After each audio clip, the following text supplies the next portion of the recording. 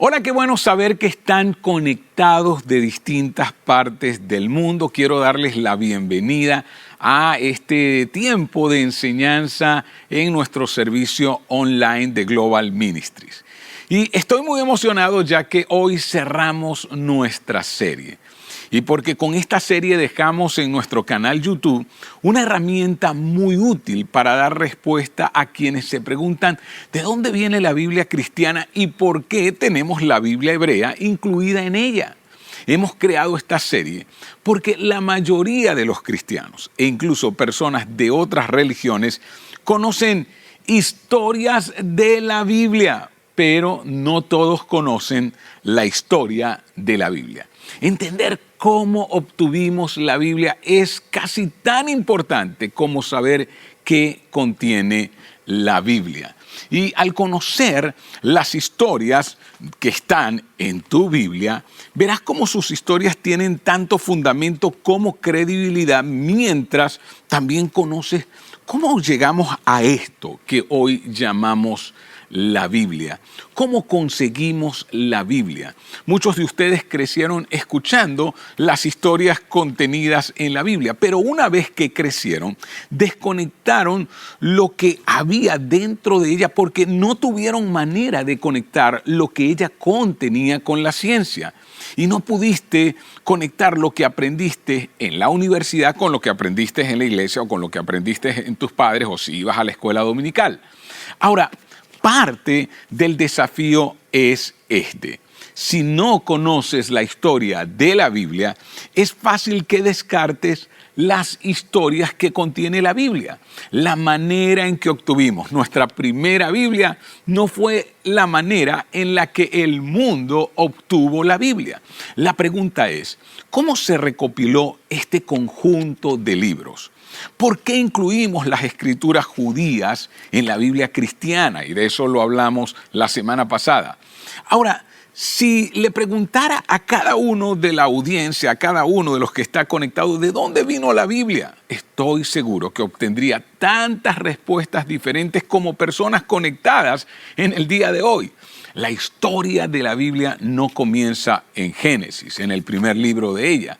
La historia de la Biblia comienza con Jesús. Todo esto comenzó cuando el sepulcro de Jesús fue encontrado vacío. Es más, cuando esto sucedió, ninguno de sus seguidores llegó a la conclusión de que había resucitado. Ellos no estaban esperando ahí a la puerta del sepulcro, contando 10, 9, 8, 7, esperando que Jesús saliera. No, no fue así. Ellos dieron todo por terminado, dieron todo por perdido. Estaban asustados, escondidos en sus casas. El cristianismo se había acabado cuando Jesús murió en la cruz y fue sepultado. Luego de Jesús resucitar, la iglesia arrancó sus actividades, ya que algo increíble había ocurrido a un hombre. Sin resurrección no habría cristianismo, porque no habría valido la pena contar la historia de Jesús y sin cristianismo no habría Biblia. Los eventos en torno a la vida de Jesús comenzaron entonces a ser documentados. Porque después de la resurrección, la vida de Jesús se volvió muy importante. Lucas registra que muchos se dedicaron a registrar la vida y los milagros del Señor. Así que nosotros tenemos los documentos que registraron la vida de Jesús. Y entre ellos tenemos a Mateo, Marcos, a Lucas, Juan. Y muy poco después, entonces los gentiles comenzaron a aceptar el mensaje de Jesús, porque el apóstol Pablo, quien era un judío que había nacido en Tarso y era un ciudadano romano, así que tenía estas dos nacionalidades. Por un lado era judío, pero por otro lado conocía muy bien la cultura gentil. Por ese tiempo, el apóstol Pablo salió de Judea y fue hacia las ciudades de la costa del Mediterráneo y comenzó a compartir la historia de Jesús, a quien Dios había resucitado. Era todo un desafío mostrarles un Salvador en medio de esas culturas que para aquel tiempo eran politeístas, creían en sus ancestros, creían en adorar al río, el mar, el viento, creían en adorar diferentes tipos de dioses. Así que cuando un gentil se convertía a una nueva religión, ¿sabe qué hacía? Lo único que hacía era agregar ese nuevo Dios a su conjunto de dioses, a su altar de dioses. Pero ahora Pablo está hablando de que existe un solo Dios que se hizo hombre en Jesús y que murió y que demostró que era Dios resucitando. Y escúchame, este es un punto crucial en nuestra serie. Cuando los gentiles les agradaba a algún judío en particular, y piensen entonces Pablo yendo a las culturas gentiles, también les agradaban los textos sagrados de esos judíos. Ahora, antes de Jesús, salvo en muy pocas excepciones, los gentiles no se interesaban en los textos sagrados judíos por muchas razones. A estos textos sagrados de los judíos se les llamó la ley y los profetas. Ahora bien, a ellos no les interesaban los textos judíos porque los judíos no trabajaban los sábados, los judíos jamás casarían a una de sus hijas con la hija de un gentil, jamás se sentarían a comer, eran muy exclusivos entre ellos. Ahora, en el siglo II, los cristianos abrazaron la Biblia hebrea como parte de su escritura. Los textos judíos precedían la llegada del Mesías Jesús, así que los gentiles cristianos comenzaron a buscar en los textos judíos dónde se encontraba el Mesías, cómo estos textos señalaban a Jesús, y adoptaron esos textos como sus escrituras, no como la ley y los profetas, así lo veían los judíos, pero ellos los adoptaron como sus escrituras. Y allí encontraron la historia de fondo de Jesús como el Mesías. Los cristianos encontraron a Jesús dentro de sus escrituras judías, se interesaron en ellas por Jesús, no por la historia o por la religión judía o por la cultura judía. Ellos no recibieron estos textos como escrituras judías, sino como escrituras cristianas. Y fue al final del siglo II, entonces, donde las escrituras hebreas fueron adoptadas, incluidas en la adoración o culto cristiano, ya que en ellas encontraron a Jesús por todas sus profecías y en todos sus relatos. Y si quieres saber más acerca de esto, yo te invito a ver la parte número 3 de esta serie, donde hablé mucho acerca de esto. Así que ellos renombraron a esa ley y profeta de los judíos como el Antiguo Testamento. Pero aún así, en el siglo II no teníamos Biblia. Solo textos hebreos, varios relatos de la vida de Jesús que fueron escritos por los apóstoles y por algunos evangelistas, y algunas cartas. Entre esas cartas tenemos las de un famoso fundador de iglesias, quien comenzó a escribir para dar respuesta a las inquietudes de esas congregaciones de gentiles que había plantado a lo largo de todas las ciudades portuarias en las costas del Mediterráneo. Y es a este hombre a quien hoy vamos a dirigir toda nuestra atención, conocido como Saulo de Tarso, quien luego se convierte en el apóstol Pablo. Y es importante comprender que le conocemos por estos dos nombres, porque su nombre en hebreo es Saulo, pero una vez que hizo la transición de ser un fariseo, un judío celoso de la ley, a convertirse en un plantador de iglesias al mundo gentil romano, comenzó a llamarse Pablo. Ahora bien, Pablo es muy importante en la historia de la Biblia y en la historia del cristianismo, ya que ninguno de los cristianos académicos cuestiona la existencia del apóstol Pablo y su historia.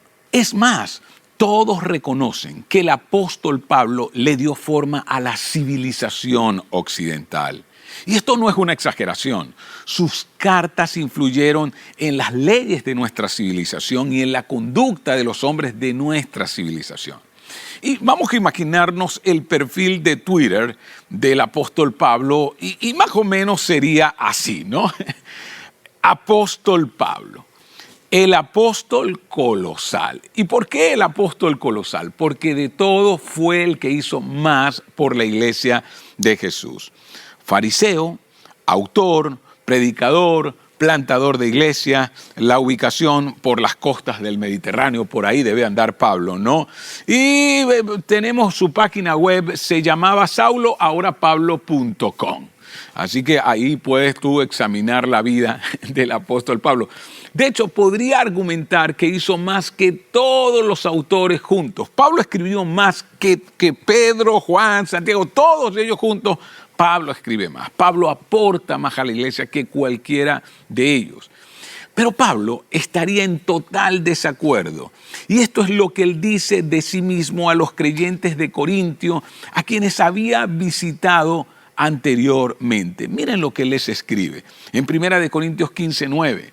Porque yo soy el más pequeño de los apóstoles, que no soy digno de ser llamado apóstol porque perseguí a la iglesia de Dios. Pablo creó tanta teología, explicó claramente la relación entre el Antiguo y el Nuevo Testamento. Ahora, ¿qué está diciendo él? ¿Saben qué? Yo soy el más pequeño de los apóstoles. Para mí es el colosal, pero él se describe como el más pequeño. Y no soy digno de ser llamado apóstol porque perseguí a la iglesia de Dios. ¿Por qué, Pablo, dices que no eres digno de ser llamado apóstol de Jesús? Pablo te diría, porque cuando yo entré a las páginas de la historia de la iglesia, lo hice como un perseguidor de ella. Pablo era un celoso creyente de judíos quien acusaba a la iglesia de robar el valor que tenía la religión judía. Así que consigue del sumo sacerdote la autorización para arrestar a cualquier judío que en la región de Judea y Galilea hubiese abrazado el cristianismo. Torturó a muchos para que blasfemaran del nombre de Jesús. Luego, en un giro tan inusual de acontecimientos, Dios decide reclutar al apóstol Pablo para encargarlo de la predicación del evangelio a los gentiles, a ese mundo politeísta. Y Pablo nos muestra que independientemente de tu pasado, Dios tiene un lugar para ti en su historia. No importa lo que tú hayas hecho. El apóstol Pablo es la mejor demostración que Dios puede llamar a cualquiera, no importa cuál sea su pasado, tu culpa, vergüenza y pecados serían tan pequeños delante de lo que Pablo hizo en contra de Dios. Sin embargo, Pablo juega un papel extraordinario en la historia de la Biblia. De hecho, hay 3 cosas que lo hacen uno de los personajes principales en la historia de la Biblia. Así que quiero que estés atento. ¿Cuáles son esas 3 cosas que hacen a Pablo uno de los personajes principales en la historia de la Biblia? Entonces, lo primero, él escribió parte de ella. Pablo escribió 13 cartas que sobrevivieron al paso del tiempo. Estas cartas fueron tantas veces copiadas y circularon tanto a través de los años que terminaron siendo consideradas como escrituras. Sí, así como consideraron los evangelios de Mateo, Marcos, Lucas, Juan, así como consideraron la Biblia hebrea como parte de las escrituras donde encontraron a Jesús, cuando las cartas fueron copiadas y recopiladas y guardadas celosamente, se les consideró escrituras. Pablo, al escribir esas cartas, él no estaba escribiendo la Biblia. Él no dijo, voy a sentarme a escribir la Biblia. No, él solo estaba escribiendo a sus amigos y a otros cristianos en diferentes ciudades y a las iglesias que él plantó que tenían preguntas. Y es muy importante, entonces, no olvides, una de las razones por las cuales un personaje tan importante es porque escribe parte de la Biblia. Pero es muy importante que entendamos que lo segundo es que él explicó la relación que tenían las partes de la Biblia entre sí. Pablo es quien mejor explica la relación que hay entre la Biblia hebrea y entre las escrituras cristianas. Él explica cómo los cristianos deberían ver y usar el Antiguo Testamento. Y esta semana yo recibí un mensaje a través de mi Instagram de una persona que me decía, ok, he estado viendo la serie, pero yo pregunto, entonces, ¿cómo debería leer el Antiguo Testamento? ¿Cómo debería leer lo que usted llama la Biblia hebrea? Sencillo, como Pablo lo explica en sus cartas. Algo sabía Pablo de esto, ya que él era un experto conocedor de la ley y era un fariseo. Pablo tiene una extraordinaria comprensión de la relación que tienen las escrituras judías y lo que luego se llamaría el Nuevo Testamento. Si Pablo nos hubiese dado nuestra primera Biblia, probablemente añadiría las siguientes 2 instrucciones. ¿Qué 2 instrucciones son claras y que da el apóstol Pablo? La primera, leer el Antiguo Testamento por su inspiración y motivación, pero no para su aplicación. ¿Cuál es el error de muchas iglesias? Que quieren leer el Antiguo Testamento para aplicar. Bueno, vamos a salir por la ciudad y vamos a darle 7 vueltas. ¿Pero por qué le vas a dar 7 vueltas? No, bueno, porque ahí en la Biblia dice que se le dieron 7 vueltas a Jericó. Entonces, cuando tú ves a la gente aplicando, leyendo el Antiguo Testamento para su aplicación y no para inspirarse o motivarse y para ver a un Dios misericordioso, bueno, que escucha la oración, comienzas a confundirte. Y él resalta esto en 1 Corintios 10:6 y 10:11, y lo puedes leer luego. Toda la Biblia judía está organizada en torno a un pacto entre Dios y una nación que es el pueblo de Israel de la antigüedad. Allí vemos cómo cuando ellos clamaban, Él respondía. Cuando ellos se arrepentían, Él los perdonaba. Vemos la fidelidad y eso nos inspira. Toda esta historia gira alrededor de un contrato de Dios con una nación. Este contrato fue reemplazado por uno nuevo por medio de Jesús. Uno que es mucho mejor, con mejores promesas que el anterior. De hecho, el anterior era imposible de cumplir por el hombre. No hubo ni una sola persona que cumpliera las 613 leyes que existían en el pacto antiguo. Solo Jesús pudo hacerlo. La segunda instrucción para nosotros entonces sería: toma las indicaciones para tus prácticas diarias del mandamiento del nuevo pacto de Jesús. Entonces, ¿qué sí debería hacer? Si no voy a aplicar a mi vida, sino solamente inspirarme y motivarme por la escritura del Antiguo Testamento, lo que sí voy a hacer es que del nuevo pacto voy a tomar en mis prácticas diarias el mandamiento. Un mandamiento nuevo les dejo, un mandamiento nuevo les doy, dijo Jesús. Todo lo que yo haga lo voy a basar en ese mandamiento. Ahora, ¿cuál es el mandamiento del nuevo pacto de Jesús? En la última cena les dice: les voy a dejar un nuevo mandamiento. Ellos probablemente se preguntan, un momento, solo Yahvé puede darnos mandamientos. Recuerden, él estaba hablando a judíos. ¿Cómo nos va a dar un mandamiento como los de la ley de Moisés, si solo Yahvé pudo haberlos dado? Y Jesús entonces les dice: aquí está mi nuevo mandamiento. No es un mandamiento para que lo agreguen a los otros mandamientos. Esta es la guía de sus vidas. Este es el mandamiento, es la luz para todo comportamiento cristiano. Ámense unos a los otros, así como yo los he amado. Por esto serán conocidos como mis seguidores. No se amen como los han amado, no como te gusta que te amen, no como respuesta al amor de otro. No, este mandamiento va mucho más allá. Quiero que ames a los que viven en tu casa, a tus vecinos, a tus amigos, a tus hermanos en la fe, como yo los he amado.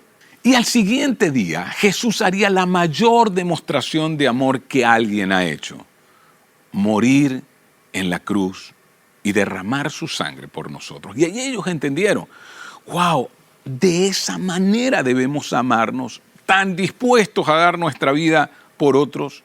Si has leído las cartas de Pablo, sabes que él no está dando mandamientos. Pablo nunca escribe: no hagas esto, no hagas aquello.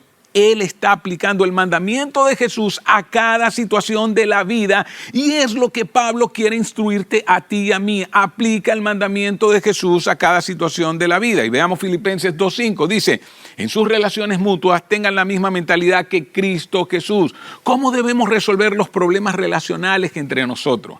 Pablo diría: entiendo que no es fácil, pero es simple. Tomó la forma de un sirviente. Esa es la mentalidad de Jesús. Tomó la forma de alguien que sirve. No se encendió contra otros. ¿Quieres ser un buen padre? ¿Quieres ser una buena madre? ¿Un buen empleado? ¿Un buen supervisor? No necesitas 10, no necesitas 20 mandamientos, no necesitas los 613 del Antiguo Testamento. Solo necesitas guiarte por esto. y sabrás qué hacer, porque es increíblemente claro. Ámense los unos a los otros. Y Pablo dice, hey, esta es la mentalidad que deben tener. En Efesios 2:21, ¿qué dice? Sométanse los unos a los otros por reverencia ¿a quién? A Cristo. No te sometas al otro por el hecho de lo que hace por ti, o por quién es, o por cómo se comporta. ¿Cómo se aplica esto a los esposos? ¿Cómo me someto a mi esposa por reverencia a Cristo? ¿Cómo ella se somete a mí por reverencia a Cristo? ¿Cómo se aplica a los hijos? ¿Cómo se aplica a quienes trabajan para otros? Efesios 4:32 dice, sean buenos y compasivos unos con otros y perdónense mutuamente como Dios los perdonó a ustedes en Cristo. Ámense los unos a los otros como yo les he amado. ¿Y cómo nos amó? Perdonándonos. Y ahora Pablo dice, deben aplicarlo de esta manera. Entienden que Pablo no está diciendo, no hagan esto, no hagan aquello. No, Pablo está enseñando, hey, vamos a vivir como él vivió. Tú sabes que él me traicionó, tú sabes que él actuó mal conmigo. ¿Cómo aplicas entonces este nuevo mandamiento? Debes actuar como Dios ha actuado contigo. Luego dice, a los creyentes de Corinto, les habla en 1 Corintios 6, 19 y 20.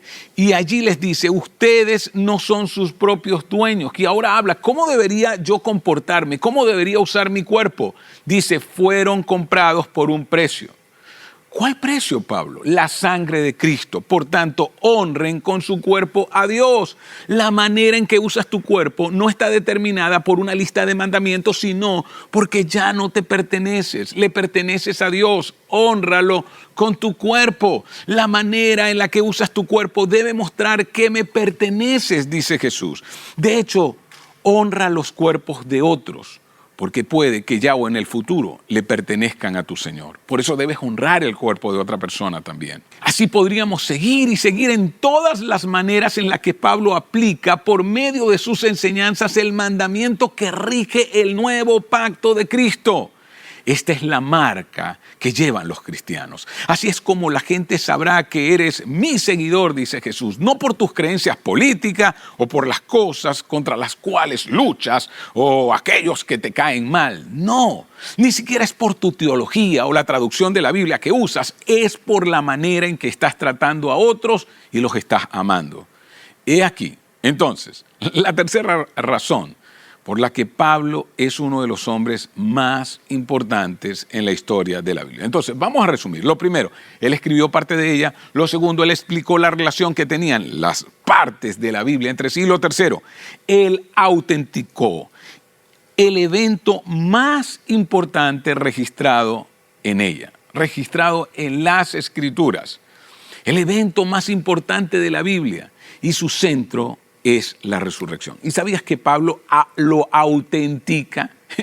Quizá algunos de los que hoy se conecten se alejaron de la iglesia por algún libro que leyeron o alguna clase que tomaste en la universidad. Así que quiero que prestes mucha atención a esta parte. La historia de la Biblia empieza con la resurrección y sin la resurrección no existiese la Biblia. Entonces, entendámoslo, sin resurrección no hay Biblia.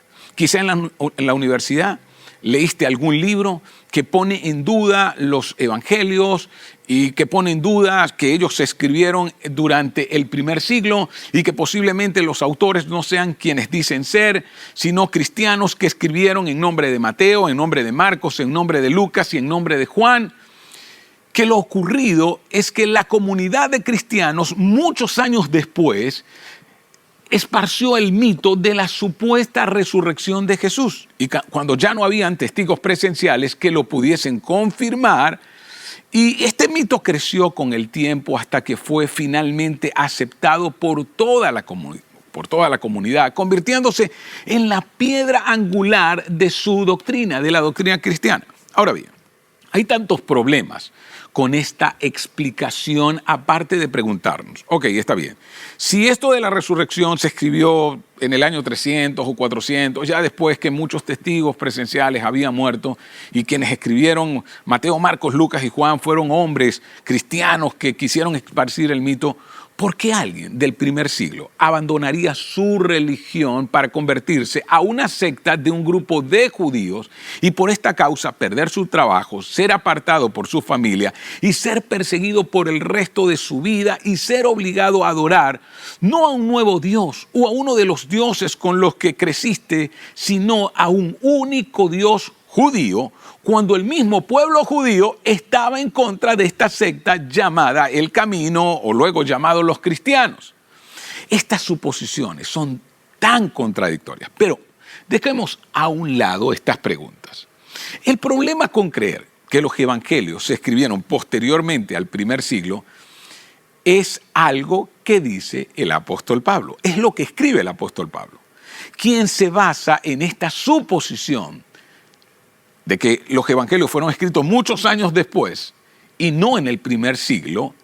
Entonces está ignorando las cartas de Pablo, que se ha dicho, ningún erudito pone en duda que todas las cartas que escribió Pablo se escribieron en el primer siglo. Pero antes, comprendamos lo siguiente.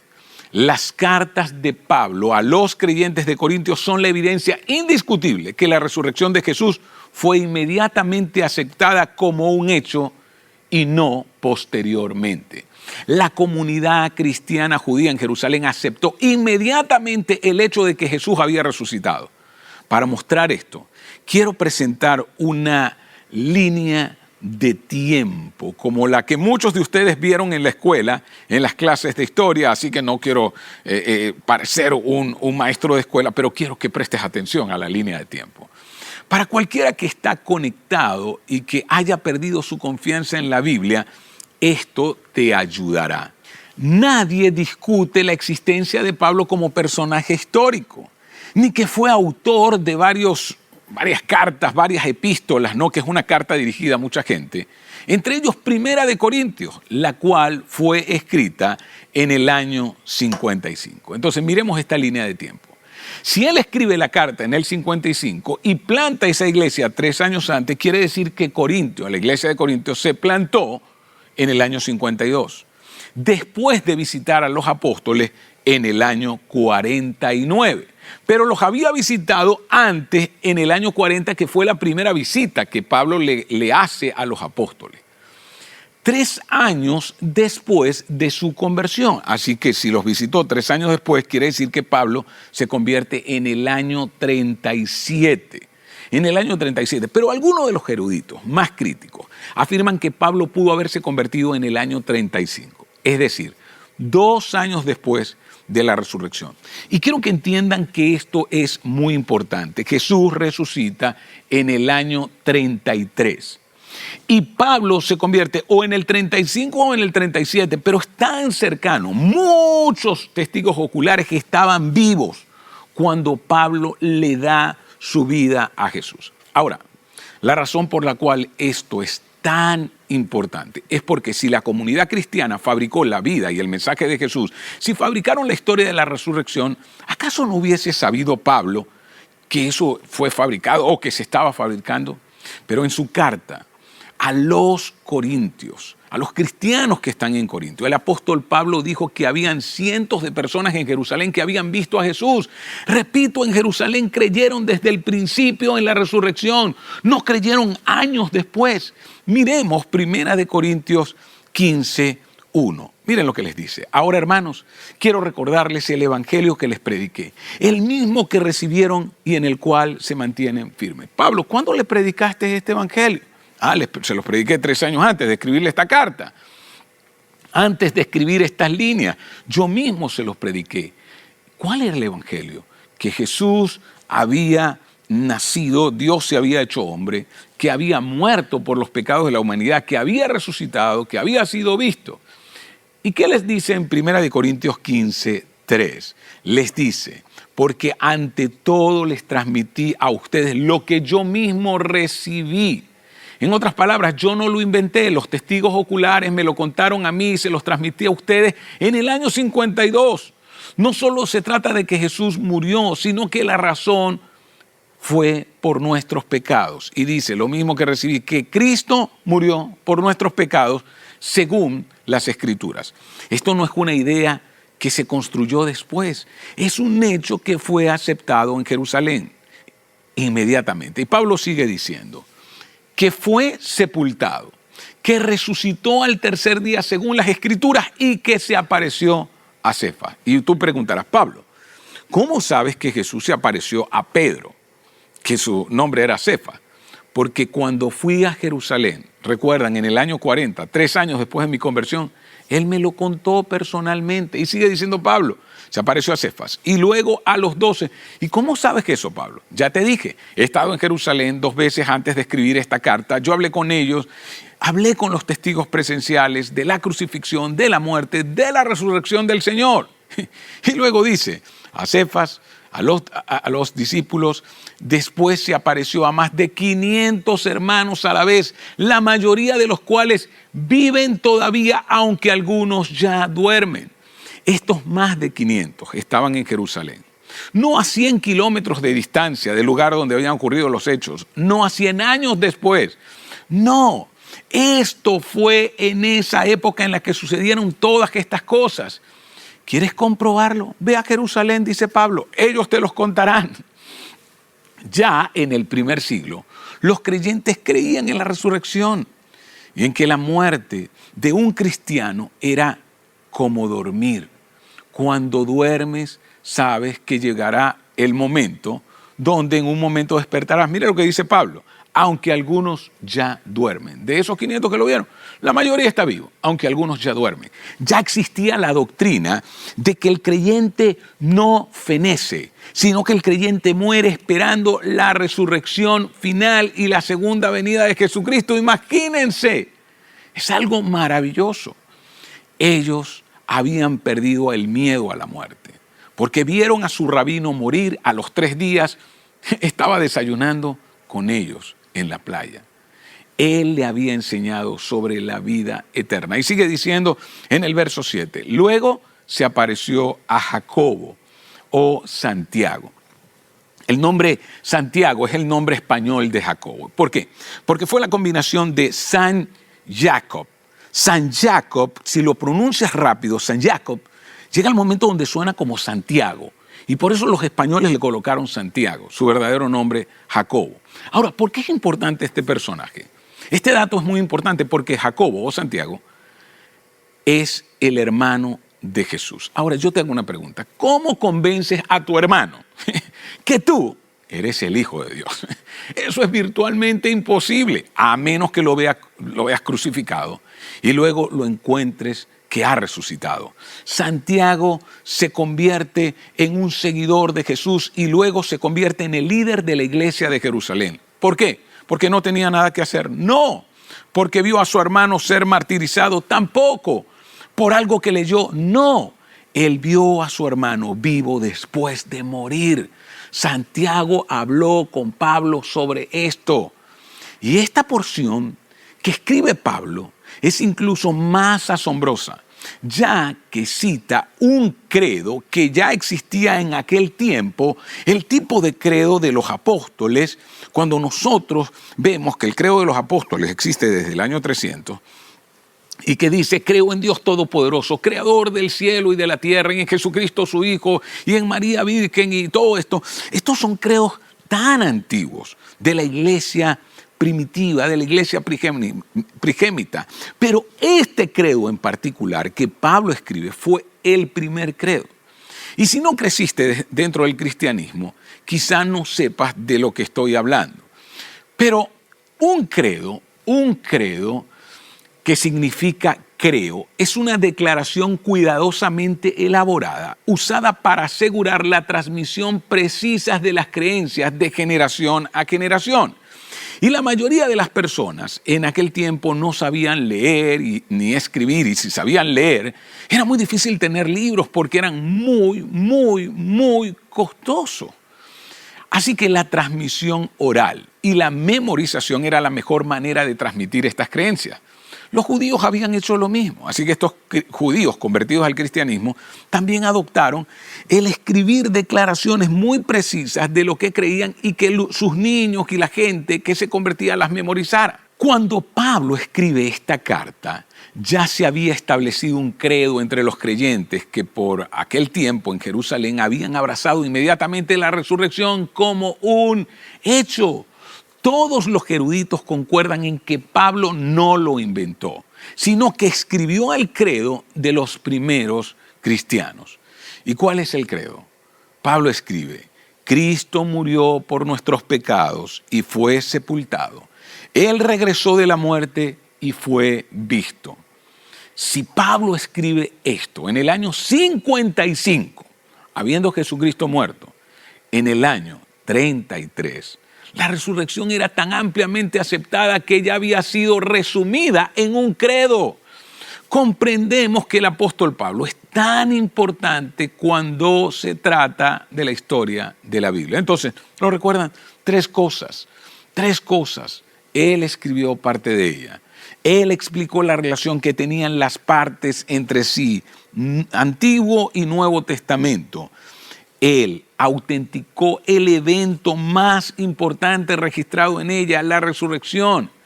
En los años posteriores, otros documentos, además de las cartas de Pablo, fueron escritas como la epístola de Santiago, las epístolas de Juan, quien escribió 3, Pedro, que escribe 2, y el autor de Hebreos, que no sabemos quién es, escribe a los hebreos. Sus autores los hicieron valiosos. La pregunta es, ¿por qué recopilaron estos libros? ¿Por quiénes los estaban escribiendo? Eran los testigos presenciales de la resurrección. Fueron recopilados, fueron protegidos hasta con la vida misma de aquellos cristianos. Y luego sucedió algo tan fabuloso. Recuerdan que la iglesia fue perseguida hasta el siglo III, pero en el siglo IV de nuestros tiempos, luego que Constantino levantó todas las prohibiciones y cuando ya era seguro salir de las catacumbas, de las sombras y trabajar a la luz pública y con el financiamiento del imperio que había crucificado al Mesías, que había perseguido a los cristianos, entonces la primera Biblia fue compilada.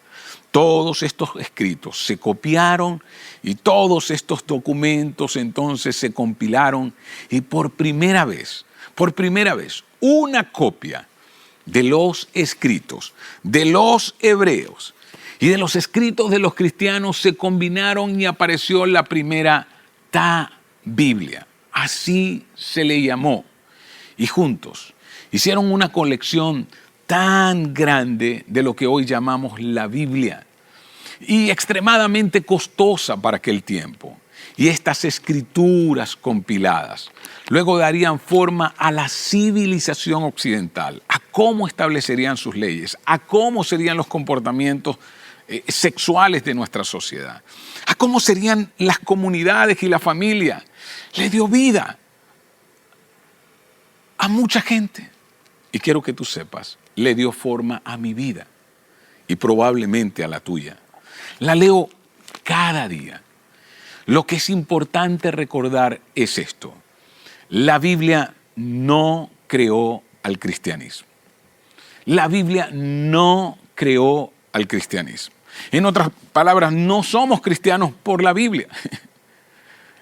La fe cristiana, o mejor dicho, el cristianismo, es el resultado de un evento. ¿Cuál es ese evento? La resurrección, que creó un movimiento. ¿Cuál es ese movimiento? La iglesia, que escribió textos que fueron recopilados, Mateo, Marcos, Lucas, Juan, las cartas de Pablo, las cartas de Santiago, de Pedro, de Juan, de Hebreos. Fueron recopilados esos textos, protegidos y encuadernados en el siglo IV, en este gran tomo, en esta gran compilación llamada la Biblia. Escúchame, sin resurrección no hubiese Biblia, porque la historia de Jesús no habría valido la pena ser contada. Su historia valía la pena ser contada porque fue una historia para cada generación. Es una historia con implicaciones personales para ti, para todos nosotros. Y esta es la razón, porque Cristo murió por nuestros pecados y fue sepultado. Él regresó de la muerte y fue visto. Y la pregunta más importante que tendrás en toda la existencia de tu vida es: ¿qué harás con ese Jesús, Hijo de Dios, que el Padre envió a este mundo para morir por amor a ti? La historia de la Biblia nos recuerda que la pregunta más importante no es: ¿estamos de acuerdo con todo lo que está escrito en la Biblia? No, esa no es la pregunta más importante, sino: hemos hallado la paz con Dios, que amó tanto al mundo, que dio a su Hijo por nosotros. Y quizás has visto toda la serie o solo te conectaste a esta parte. Pero mi pregunta para ti es: ¿estás dispuesto a aceptar a ese Jesús? Por quienes esos 500 estuvieron dispuestos a morir porque afirmaron: yo lo vi. Yo lo vi. Después de su muerte, después de su crucifixión, después de ver que lo sepultaron, yo lo vi. Estuve con él. ¿Puedes creer que 500 hayan inventado una mentira y que ninguno se haya contradicho? ¿Puedes creer que en la misma ciudad donde Jesús fue condenado, crucificado, muerto, sepultado y resucitó, en esa misma ciudad fue donde inició todo este movimiento? Y por eso entonces iniciaron estos textos. La pregunta es: ¿has hallado la paz con Dios, que amó tanto a este mundo y que dio a su Hijo por ti? ¿La has encontrado? Si aún no, yo te invito a hacer una oración dándole hoy tu vida a Jesús. ¿Qué tal si repites después de mí? Señor Jesús, hoy quiero entregarte mi vida, hoy quiero entregarte mi corazón, hoy quiero reconocerte como mi Señor y como mi Salvador. Y reconozco que diste tu vida por mí en la cruz y lo acepto. Y acepto que tú resucitaste para darme vida eterna a mí también. Te entrego mi vida, te entrego mi corazón y en ti encuentro mi paz. Gracias, Señor, por tu amor. Amén. Qué bueno que hoy le has dado tu vida a Jesús. Y qué bueno que si eres un seguidor de Jesús, entonces hoy ya tienes esa base para creer en todas las historias que están contenidas en este documento tan especial y tan maravilloso. Nos vemos la próxima semana. Iniciamos una nueva serie que te ayudará a enfrentar mejor tu futuro.